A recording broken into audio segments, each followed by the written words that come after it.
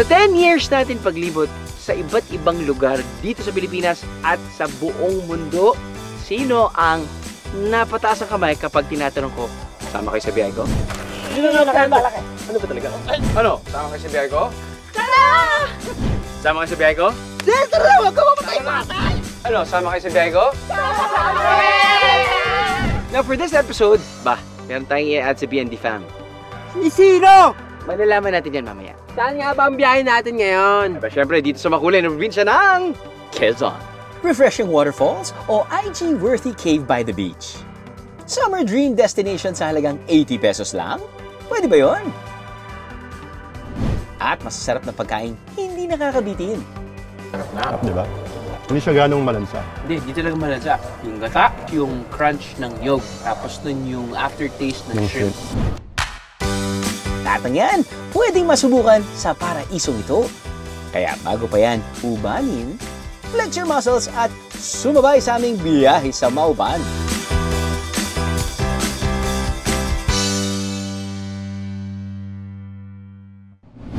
Sama kayo sa biyahe ko? Yun o, nagulat kayo? Hindi na sa Drew Aliano to. Huwag kayong mag-alala mga beheros. Ako ang bahala sa inyo. This is Mace, your behero for a day. All-around staff sa isang hotel, ang 34 years old na si Mace mula sa Cavite. Ang work ko ngayon is isa na akong head concierge sa isang hotel. So all around na siya ngayon. I do reservations, telephone operator, concierge, lahat. Mahirap kasi one day off lang kami. So, syempre, pag 6 days of work, yung off mo, itutulog mo lang talaga, magpapahinga ka na lang. Hindi ka na nakapag-travel, hindi mo na magawa yung mga gusto mong gawin. Dahil nga sa sobrang pagod mo sa work. Kaya naman for today's video, day off muna sa trabaho si Mace para makapagbakasyon naman siya. Bakit si Mace ang nakasama sa biyahe ko? Malalaman niya yan mamaya, biheros. Tara, sama kayo sa akin. Welcome to Mauban, Quezon, biyaheros! Mahigit 4 na oras ang biyahe mula Maynila patungong Mauban, Quezon. At ano nga ba ang dapat gawin pagkatapos ng nakakapagod na road trip? Siyempre, chibog na muna tayo. Steak on a budget baka mo, for as low as 179 pesos, busolve na sa kanilang T-bone steak. Ang sabi naman kaya ng ating biyahero, Para hindi magmukhang PG, side dish mo na ang unahin natin. Tsaka na yung rice.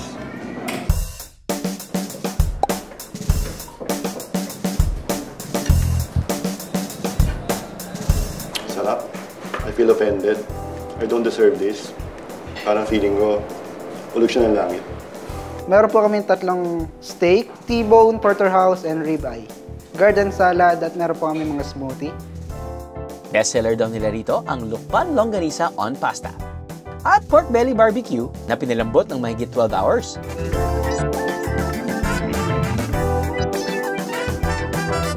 Pero kung type niyo ang mas healthy, subukan ang kanilang vegetable smoothie. Bet niyo yarn? Pagkatapos ng lapang, gala na agad-agad. Sa bayan ng Mauban, meron daw mahigit 20 waterfalls. At ang pinakilala at madaling puntahan sa mga ito, ang Dahoyhoy Falls. Habang nagtitrek papuntang falls, umpisa na rin nating kilalanin si Mace. Ano kaya ang kanyang top 3 bucket list as a biyahero? Ang una sa bucket list ko ay mapasama sa Biyahe ni Drew episode. Drew, baka naman. Wow naman! Yan na nga ha? Mag-enjoy ka yan. Ang second bucket list ko ay skydiving. Certified BND fan daw si Mace since 2015, kaya G na G siyang subukan ang anumang adventure. After 20 minutes, naalti na ni Mace ang Dahoyhoy Falls.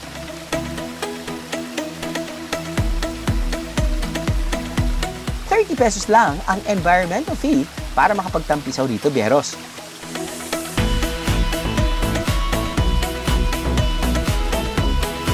At ang uli sa bucket list ko ay tumalon sa falls katulad na ginawa ni Mark Pingris sa episode ng Biyahe ni Drew sa Pangasinan.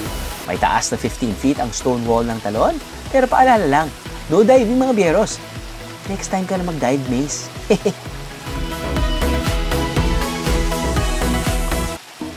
Pero ano kaya ang dream summer destination ni Mace? Dream summer vacation ko is somewhere na tahimik, dagat usually. Yan, mukhang yan ang bucket list item na pwedeng-pwede nating pagbigyan. Hindi natin pwedeng palampasin ang itinuturing na gem ng Mauban, ang Cagbalete Island. Mula sa Mauban Port, 45 minutes ang boat ride papunta rito. Pwede mag-rent ng private boat for as low as 2,000 pesos o sumakay sa passenger ferry for 100 pesos para mas makatipid.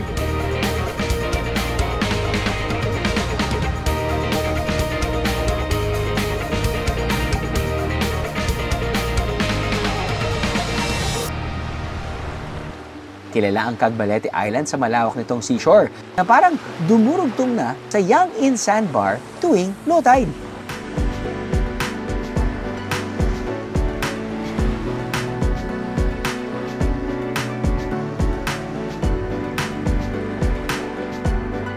Sa lawak nito, dumami man ang turista, merong perfect spot for selfies na mistulang solo nyo ang isla. Your own island for a day.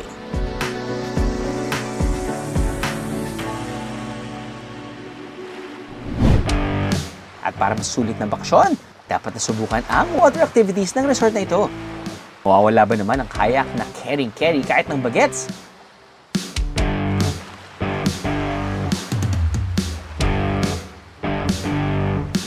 Ang stand-up paddleboard na kung minsan pwede ring knee-down paddleboard. At ang perfect ride para sa mga gustong mag-emote at the beach, ang water bike.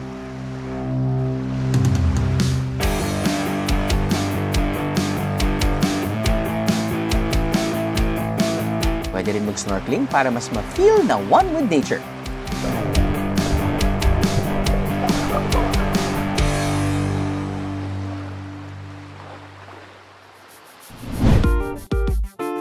Kung bibisit sa Mauban, may sulit na matutuluyan.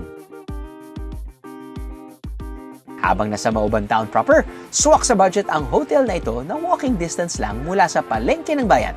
Suitable for solo travelers ang kanilang standard room for only 1,500 pesos per night. At kung nasa Cagbalete Island naman, perfect ang by the beach na resort na ito. Meron silang villas na pangbarkada o pampamilya.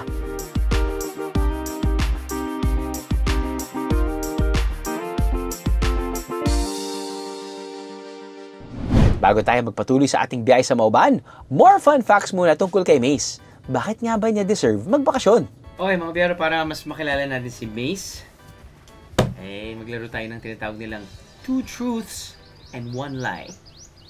Dati akong athlete, Athlete. and then dahil sa injury, I decided to change careers. Okay. Second one is, nang dahil sa COVID, never ako nawalay sa family ko. I decided to stay home with them. Okay. And then the third one, nagkaroon ako ng COVID, all 3 variants. All 3 variants. Okay. So feeling ko yung consecutive order, 2 truths and 1 lie din. So ang lie is... So the lie is, nagkaroon ka ng 3 COVID. No, Totoo yun? totoo yun. Wow! COVID. Solid! Kumbaga sa basketball 3-peat yun. Isa na lang, Grand Slam na. Oh. Kung pusa nga ako, 6 na lang buhay ko eh. Ganon? Tatlo. At lahat ng variants. Teka. So, paano mo nalaman na kuha mo lahat ng variants? Kasi di ba usually, kung mapapositive ka, positive ka. Yeah. So, depending on the season, I guess. Yes. So, nag-positive ka nung alpha pa lang? Yeah, from July 2, and then... 2020? Yes, and then Okay. October 2. So, ano na yan? Delta? Yes, and then latest is yung January, Or 1 year ago? 1 year ago. Omicron? Teka, pwede ba yun? Oo, sabi kasi ng nanay ko, to be successful in life, surround yourself with positive people. Ginawa ko literal so dapat pala hindi ko pala ginawa yun. At least, positive thinker ka na ngayon, di ba? Moving on. Moving on. Mamaya na ulit ang kwentuhan. Back to biyahe na muna. Dahil kung naghahanap pa kayo ng ibang sulit spots dito sa Mauban, dapat napasukin at suyurin ang Butas-Butas Cave. So, kakapasok lang natin sa main entrance ng Butas-Butas Cave at alamin natin kung bakit siya tinawag na Butas-Butas. Sa halagang 30 pesos, pwede nang magbabad sa beach at puntahan ang Butas-Butas Cave.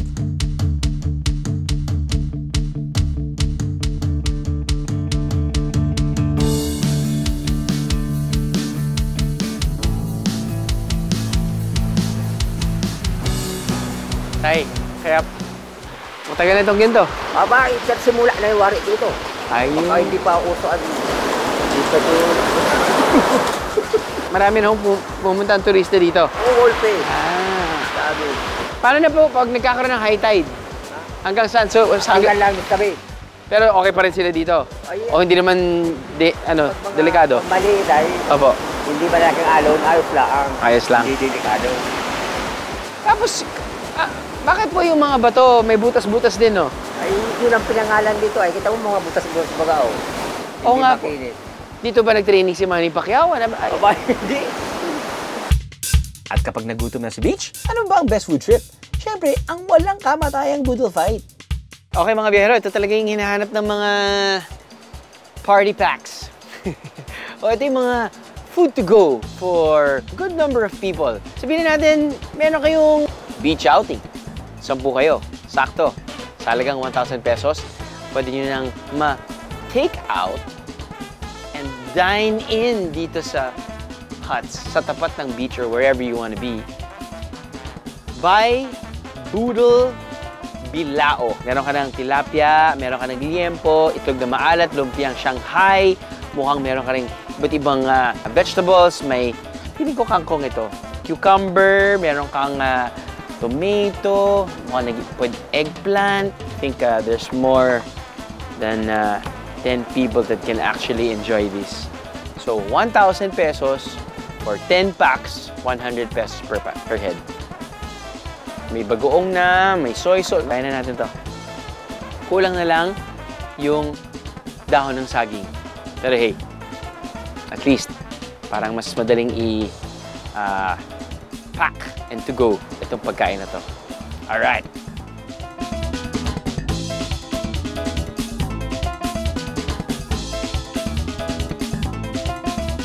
At pwedeng rentahan ang Kubo Cottages sa Butas-Butas Cave for only 500 pesos. Para maging outing ready, ang kainang ito is the key. Bali, ang ino-offer namin dito, mga food bilao, food trays, pero meron din kami mga single order like. Bali, yung bilao namin, nagre-range siya ng from 650 to 1,050, depending kung ano yung laman ng bilao po. Pwede rin po kayong mag-customize kung anong gusto nyong ilagay sa bilao, basta nasa, nasa menu namin siya. Sa kanilang Boodle Bilao, literal na lalangoy at mag-e-enjoy ka na lang dahil sagot na nila ang hassle-free baon nyo. Ngayong mas nakikilala na natin ang bakasyonista nating si Mace, maghulaan ko na kaya kung alin ang 2 truths and a lie sa kanya? Second is, dahil sa COVID, nakasama mo ang pamilya mo. That's a lie. That's a lie. That's the lie. That's the lie? When the COVID news broke out, Okay. yung company namin, nagsabi sila na kung sino yung gustong mag-stay na lang sa work. Okay. So, right there and then, since yung mom ko is senior na, I decided to, sige, doon lang ako sa accommodation magstay Okay. for 2 years and a half. Never akong umuwi. For 2.5 years, hindi ka ba nasira ng ulo? Or ito na yun? Ito na yun. Ito na yun, Ito na yung product na matagal na quarantine. Quarantine, tapos 3 COVID. 3 COVID. Ito na yung finished product Wow, na. ito na yung finished product. GFAD approved. DOH shield yun. Wow! Bam! Pagkatapos makalaya sa quarantine, you deserve a break, Mace. Kaya ikain na natin yan. Kapag usapang signature dish ng Maoban, isa raw sa hindi dapat palampasing matikman ang pinais. Gawa ito sa hipon na sinangkapan ng gata at pagkatapos ay binalot sa dahon ng kasupanggil. Pero ang sikat na putahe, meron daw hubad version. Ang tawag nila rito, tininghi. Ito ang specialty ng 41-year-old na si Judith. Kumpara sa pinais, ginigisa ang buong hipon na tinadtad para mas maging malasa. Nilalagyan din ito ng gata at buko na hindi mura at hindi rin magulang na kung tawagin nila luka rin. Ang nagpapasarap pa raw dito, ang ginayat na dahon ng kasupanggil. Kung wala pong kasupanggil, anong pwede kong ipalit? Wala po, hindi na po ako naglalagay ng iba pag walang kasupanggil na makuha.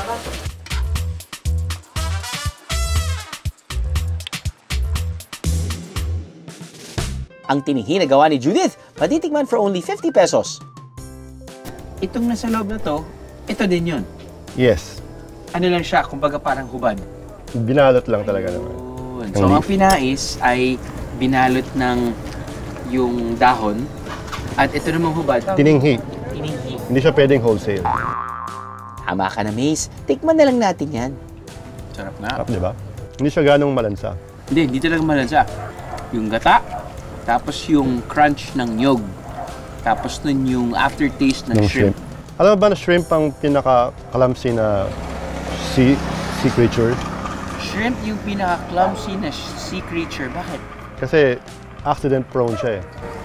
Accident prone. Kain na lang tayo? Oo. Accident prone. Pero maganda yan ha.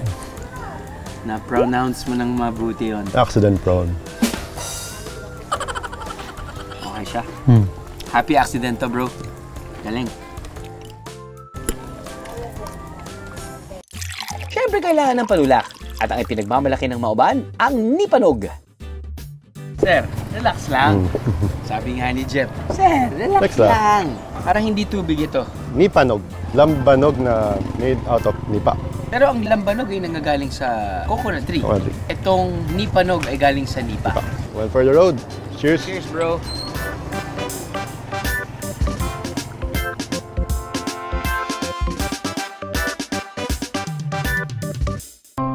Binigyan namin ng pagkakataon ng isang biyahero na makasama sa biyahe ko sa Mauban, Quezon. At sa pagkukwentuhan namin ni Mace, masasabi ko nang deserve niya talaga makapagbakasyon. Nagkaroon ako ng COVID, all 3 variants. Since yung mom ko is senior na, I decided to, sige, doon lang ako sa accommodation magstay for 2 years and a half. Never akong umuwi. Ako naman ang sasalang sa 2 truths and a lie. Ako naman. Okay, short turn. Ang unang job na gusto ko maging, or unang job na gusto kong makuha ay basurero. Nakalimang shots na ako ng COVID vaccine. Buong pamilya ko ay tumira sa Cambodia for 4 months bago kami pumunta sa States. Tapos nandun ako ipinanganak. So sa tatlong yun, Okay, tatlong yun. ang tingin kong lie doon is gusto mong maging basurero. Mali. Yan talaga yung unang trabaho gusto ko. Bakit naman? Nung bata ako, sinabi ko gusto ko maging basurero. Dahil ninakaw nila yung BMX ko sa bahay. So sabi ko, bakit nila ninakaw yung BMX ko sa bahay? Eh sobrang gusto ko yan eh. Kasi galing, alam mo, Shimano. Sabi ko, kung maging basurero ako, eh pwede ko makuha na lang kung anong gusto ko. Sige, kinuha nila eh. So parang, sa totoo lang, eh, gusto kong maging basurero. Hindi alam ito ng maraming tao, pero... So that's the truth. Oo. Tumira yung family mo sa Cambodia, and then pinanganak ka sa States is a truth. Mali. Ngayon ko lang naisip yung Cambodia eh. But you were born in the US, right? But I was born in the US. So half truth. Mula nang magka-pandemic, ngayon lang ulit nakabiyahe si Mace. Kaya naman sabay nating chinek ang kanyang bucket list sa biyaheng ito. One for the book na hindi mo talaga makakalimutan. Core memory unlocked. Sobrang life-changing nung experience na to na sino mo mag-aakala na from being a fanboy na mapapasama ka sa show. Kung may magandang leksyon ang pandemya para kay Mace, yun ay life is short. Kaya travel while you can. Dahil ang mga alaalang may ipon natin sa biyahe, walang katumbas. And you know what? That's the truth.